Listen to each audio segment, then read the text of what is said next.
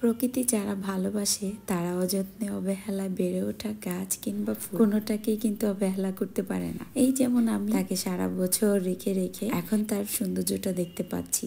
মাশাআল্লাহ, কিছুদিন পরে সৌন্দর্যটা আরো বেশি বেড়ে যাবে। এই গাছগুলো কিন্তু এমনিতেই হয়ে যায়নি। আমাদের দু বোনের শখের গাছগুলোর প্রতিটা গাছের পিছনে দুষ্ট মিষ্টি কিছু গল্প আছে, আর সেই গল্পগুলো কোনো একদিন বলবো হয়তো বা। যাই হোক, এখানে আপু চা করতেছিল, তো আমি আবার একটু ঢং করে নেড়ে দিচ্ছিলাম, কারণ চাটা তো আর আমি বানাই না, আপু বানায়। আর আপুর হাতে চাটা বেশি মজা হয়, এই জন্যই আপু বানায় আর আমাকে একটু দেখতে দিয়ে গেল। তো পরোটা দিয়ে চা খাবো। পরোটা কিন্তু আমি বানাইছি, সেটা আপুকে দিই নাই। গাছে পানি দিয়ে আমার এত পরিমাণে ক্ষুধা লাগছে, তো ভাবলাম ঘরে এসে নাস্তাটা করে নিই। তো নিজের হাতে একটা পরোটা বানালাম। মনে হচ্ছে পরোটাটা খুব বেশি সুন্দর না হলেও একদম খারাপ হয়নি, আর নিজের হাতে বানাইছি সেটা খেতে কিন্তু ভালোই লাগে, খারাপ লাগে না। তো যাই হোক, সাথে ছিল হচ্ছে দুধ সেমাই আর 1 কাপ চা। আজকে ইচ্ছে করলো মাটির হাঁড়ি দিয়ে খাবো, আর এই জন্যই একদম সিম্পল একটা নাস্তা নিয়ে বসে পড়লাম। আমার কাছে ভীষণ ভালো লাগতেছে, সাদা মাঠা একটা নাস্তা। আলহামদুলিল্লাহ, আল্লাহ তাআলা যখন যা রিজিকে রাখে। আর এই সেমাইটাও কিন্তু আমি রান্না করছি। তো যাই হোক, এটা আগের দিনেই রান্না করা ছিল, আমি রাতে রান্না করা ছিল আর সকালবেলা খাচ্ছি। আর এই তো চাটা কি আর চা থাকবে, চায়ের দামে শরবত হয়ে যাচ্ছে, জন্য তাড়াহুড়ো করে খেয়ে নিলাম। আপনাদের সাথে চমৎকার একটা কিছু শেয়ার করব, যেটা আমিও জীবনে প্রথম দেখলাম। মানে এটা কি করে সম্ভব? আমার এই ডিআইওয়াইতে একটা ছোট্ট পোকা মাটি দিয়ে, কাদা মাটি দিয়ে বাসা তৈরি করতেছে। তো এটা দেখার পরে আমি অবাক হয়ে তাকিয়েছিলাম, আমি নিজেই যেন কোথায় হারিয়ে গেলাম, যে এটা কি হচ্ছে। মানে আমার কাছে খারাপ লাগতেছিল যে এটা কি তৈরি করতেছে, আমি কিভাবে কি করব। মানে আমার ভয়ও লাগতেছিল যে এই পোকা, এটার ভিতরে কি থাকবে কি আসলে বুঝতে পারছি না। এই ডিআইওয়াইটা আমি বানিয়েছিলাম আমাদের ফেলে দেওয়া কিছু বোর্ড আর হচ্ছে ছাদ বাগানের যে কুঞ্জলতা গাছগুলো হয়, সেই ফুল গাছের লতাগুলো দিয়ে আমি খুব শখ করেই কিন্তু আমি এটা বানাইছিলাম। তো সকালবেলা পাখিদের অত্যাচার সহ্য করে, আর এখন আবার দেখলাম এই পোকাটা। তো পাখিরা আবার কি করে, এই লতা পাতাগুলো তাদের ঠোঁট ধারা সুন্দরভাবে ভেঙে ভেঙে তাদের পাখির বাসা তৈরি করতে নেয়। আর এই ছোট পোকা আবার আজকে সে নিজের বাসা তৈরি করতেছে। তো এইখান দিয়ে বারবার যাচ্ছে আবার আসতেছে, মানে ছাদের উপরে গিয়ে কাদামাটি নিয়ে আসে, এনে আবার এটার মধ্যে লাগিয়ে দেয়, আর এভাবে করে কিন্তু তার বাসাটা সারাদিন মিলিয়ে হয়ে যায়। তো এটা যে কবে থেকে কাজ শুরু করছে সেটা কিন্তু আমি জানি না। আমি পুরোটা সময় দাঁড়িয়ে দেখে শুধু এটুকুই বললাম, সুবহানাল্লাহ, আল্লাহু আকবার, আল্লাহর সৃষ্টি যে কতটা সুন্দর। ব্যালকনিতে ভাবলাম গাছের সাথে এটা খুব ভালো যাবে, এই জন্যই রেখেছিলাম। যাই হোক, আম্মুকে যখন দেখাইছি, মা তো দেখে বলতেছে কি যেন একটা নাম বলেছিল। আপনারা কেউ দেখেছেন কিনা এই দৃশ্য এর আগে জানি না। তো আজকে আমাদের বাসায় দুপুরবেলা রান্না হবে হচ্ছে গরুর মাংস, লাউ দিয়ে রান্না। তো লাউ দিয়ে গরুর মাংস কে কে খেয়েছেন অবশ্যই জানাবেন, আর না খেয়ে থাকলে আমাদের রেসিপিটা ফলো করতে পারেন। এখানে বেশ কিছুটা তেল দেওয়া হয়েছে, এরপরে পেঁয়াজগুলো দিয়ে দিল। তো পেঁয়াজটা দিয়ে এখন খুব ভালো করে একটু নেড়ে চেড়ে নিচ্ছে। পেঁয়াজটা একটু বাদামি কালার হওয়ার আগেই আমরা দিয়ে দেবো এখন মশলাগুলো। এখানে বাটা মরিচের গুঁড়া ছিল, এই মরিচটা শিলপাটা বাটা হয়েছে। আর এখানে দিয়ে দিলাম হচ্ছে কয়েকটা দারচিনির টুকরা ছোট ছোট। এরপর এগুলো একটু তেলের সাথে খুব ভালোভাবে ভেজে নেওয়া হবে। তো বাকি মশলাগুলো একটু দিয়ে দিব, আর এখানে দিব হচ্ছে এলাচ, লবঙ্গ। এখন কিন্তু রান্নাটা আমিই করতেছি, আমি আপুকে বললাম দাও আমিই করে নিই, আর প্রয়োজন হলে আম্মুর কাছ থেকে একটু জেনে নিব। এখানে কিন্তু আদা রসুন এখনও আমি দেই নাই, শুধু আস্ত মশলাগুলো দিয়েছিলাম। এখন দিয়ে দিচ্ছি হলুদের গুঁড়া, এই পরিমাণ অনুযায়ী দিচ্ছি, আমাদের যতটুকু প্রয়োজন। আপনারা কতটুকু রান্না করবেন সেই অনুযায়ী দিতে পারেন। এখন দিয়ে দিচ্ছি আদা বাটা আর রসুন বাটা, দুইটা একসাথে আমরা ব্লেন্ডারে ব্লেন্ড করে নিয়েছি। আর মরিচের বাটা যেহেতু আগেই দিয়েছি, তাই মরিচের গুঁড়াটা দেওয়ার প্রয়োজন নাই।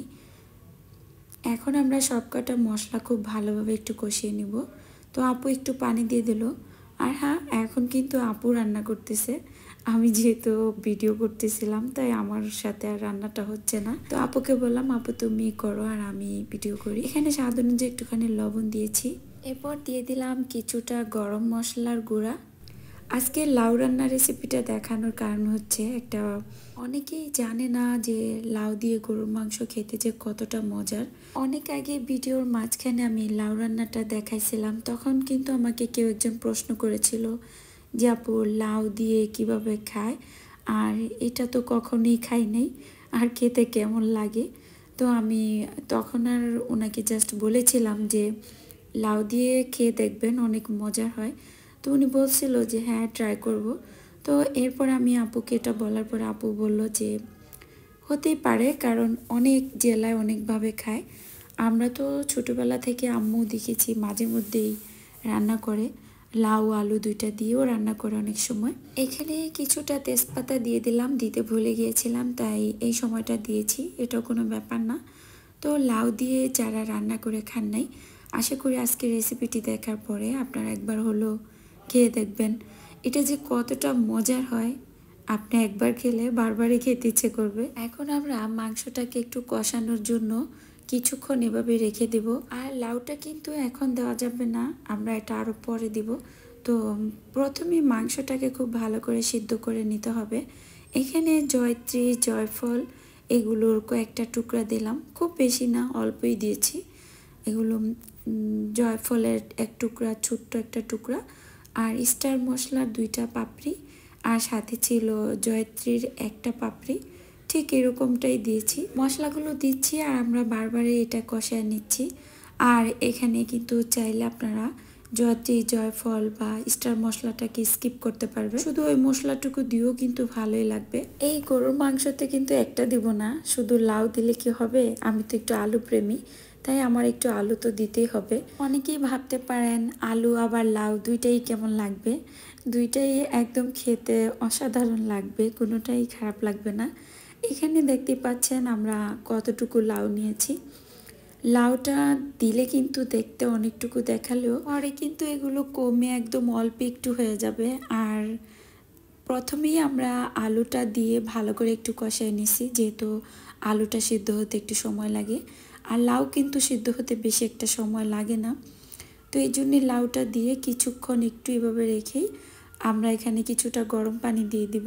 এই তরকারিটা খেতে যে এতটা মজার হয়, আপনারা না খেয়ে থাকলে আমি বলবো যে একবার হলো খেয়ে দেখবেন, আর না হয় কিন্তু সত্যি অনেক মজার একটা খাবার মিস করবেন। আমাদের বাসায় যখনই লাউ দিয়ে মাংস রান্না করা হয়, লাউটার খুঁজেই পাই না, এমনভাবেই খাওয়া হয়ে যায়, খুবই মজার হয়, আপনারা না খেলে বুঝতে পারবেন না। এখন এখানে আমরা অল্প একটু গরম পানি দিয়ে দিব, আর গরম পানিটা দিলে কিন্তু খুব দ্রুতই রান্নাটা হয়ে যাবে, আর ঠান্ডা পানি দিলে কিন্তু টেস্টটা নষ্ট হয়ে যায়, তাই গরম পানিটা দেওয়ারই চেষ্টা করবেন।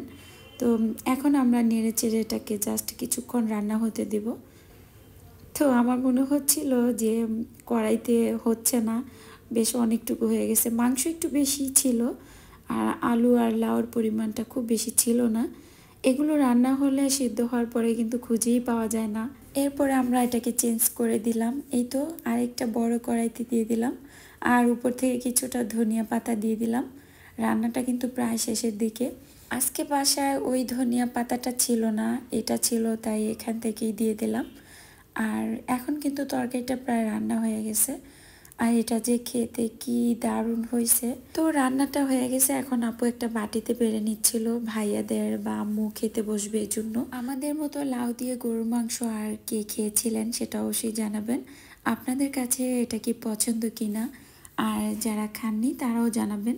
অবশ্যই একবার হলো ট্রাই করবেন, জানি না আপনাদের কাছে কতটা ভালো লাগবে, তবে আমাদের কাছে কিন্তু এটা ভীষণ পছন্দের একটা খাবার। আমার কিন্তু আর দেরি সইছে না, কারণ লাউ দিয়ে গরুর মাংস সাথে আবার আলু, এটা মানেই তো অনেক কিছু, আমার খুব পছন্দের একটা খাবার।